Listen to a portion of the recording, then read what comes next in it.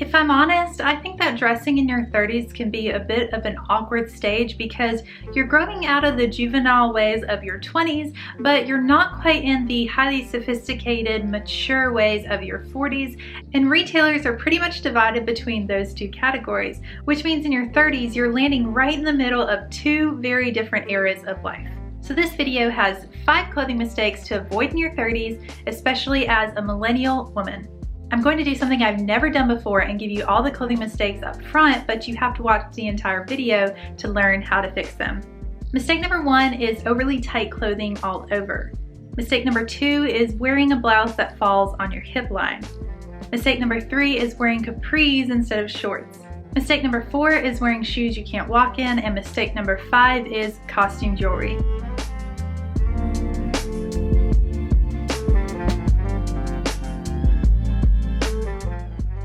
Thanks for joining me for this week's video. My name is Priska Jordan, and let's get right into it. The first mistake to avoid in your 30s is overly tight clothing all over. There's certainly a time and a place for a tight dress or blouse, but all the time is probably not it. So here's my first example. This is a day dress that I bought in a size medium, which is my correct size, in the color chestnut brown. Now there's 2 problems with this. The first one is that because this is a tighter fitting dress with a stretchier fabric, it is clinging to me very much. And this is the way the designer intended, but it's not the way that I want to wear it as a day dress, so something a little more casual. The second problem is the color. Because it is a lighter color, as in not pure black, the shadows being created just are bringing a lot of emphasis to areas that I don't want emphasis. So you have to think about how you can alter the size, whether sizing up or down, depending on the piece and how you want it particularly to fit for you.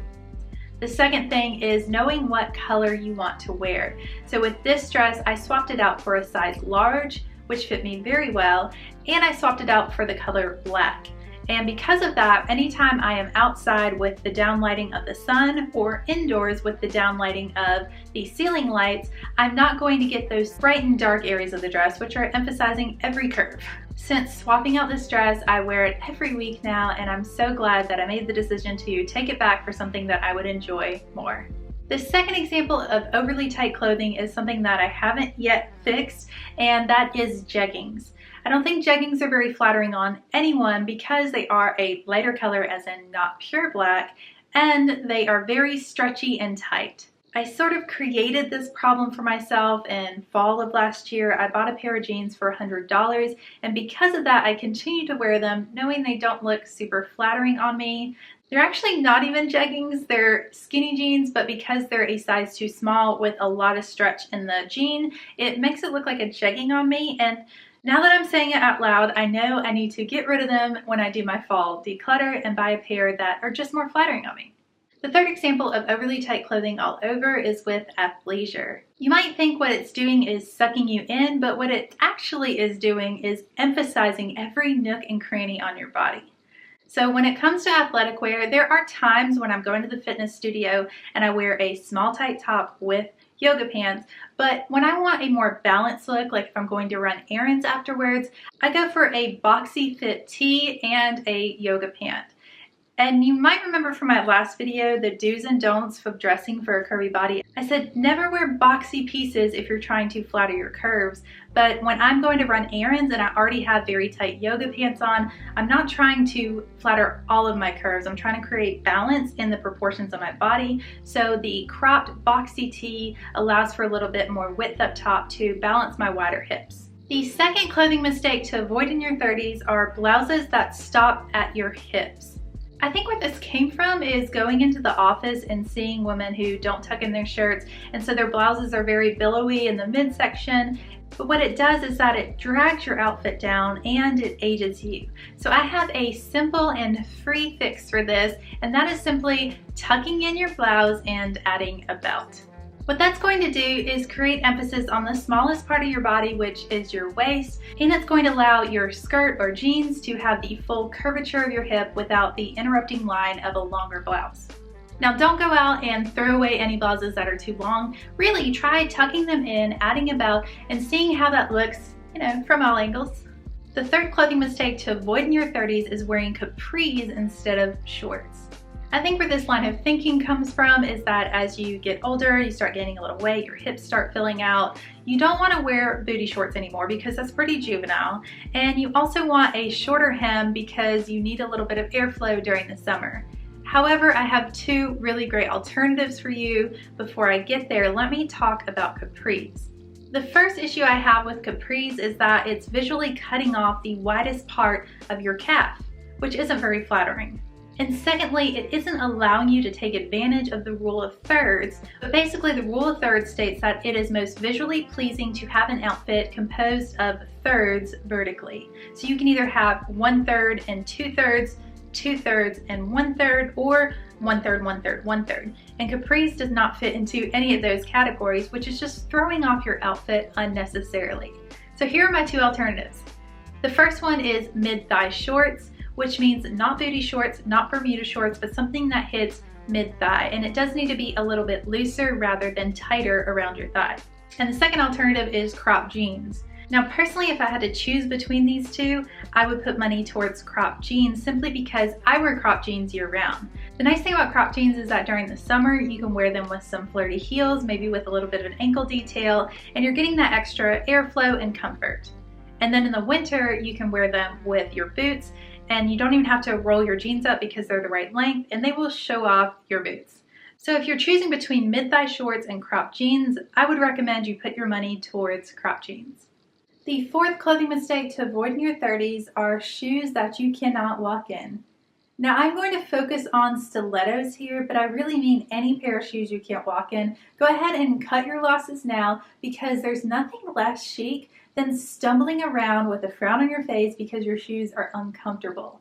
I think a lot of times what we think is happening is that we're wearing these tall heels and we're looking elevated and sophisticated and confident, but what's actually happening is that everyone can see the grimace on your face and the way you're hobbling around to justify this extra high pair of heels. So trust me when I say a lower pair of heels that you can wear gracefully is going to look better than super chic stilettos that you can't really walk in.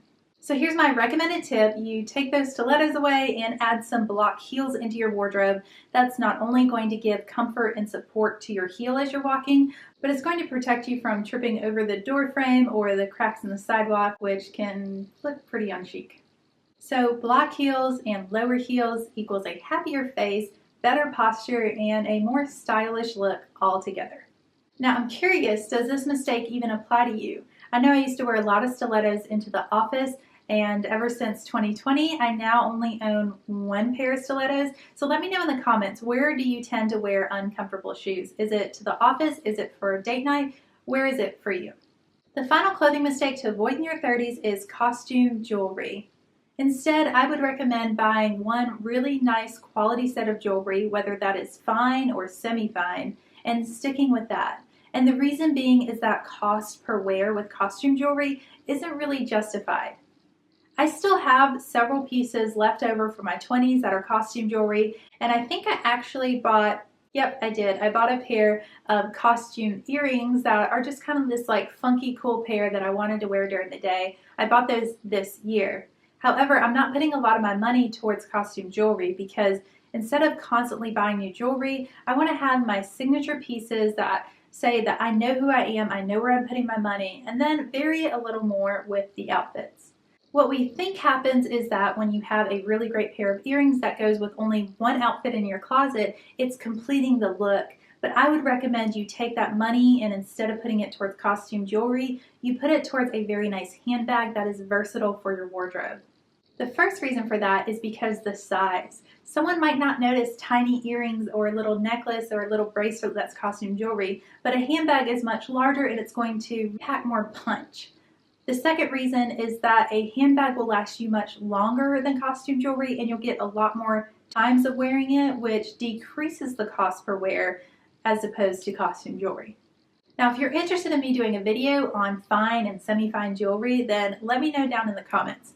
For now, I'll say that I typically shop for jewelry once a year because I like the pieces that I wear all the time, including this necklace and earrings and these bracelets. Semi-fine jewelry means that it is a base metal that is designed and then coated in either 24 karat, 18 karat, or 14 karat gold, which means it does have a similar finish to gold and the quality is there. You're not going to have any allergic reactions like you would to cheap jewelry, but it's also not something that if you lose, it's devastating because they're a lot cheaper than fine jewelry. There are two semi-fine jewelry brands that I really like, and that is Missoma and Monica Vinader. I'd recommend those to you. I have several Missoma pieces and they really match my style well, but Monica Vinader has several pieces as well that are pretty attractive. So that wraps up this week's video for the 30s guide. Thank you for joining me, and if you enjoyed this video and want others to see it, then please hit that like button. And if you want to see more of my videos, subscribe for a new weekly video on personal style in your 30s. I'll see you next week for a brand new video. Take care.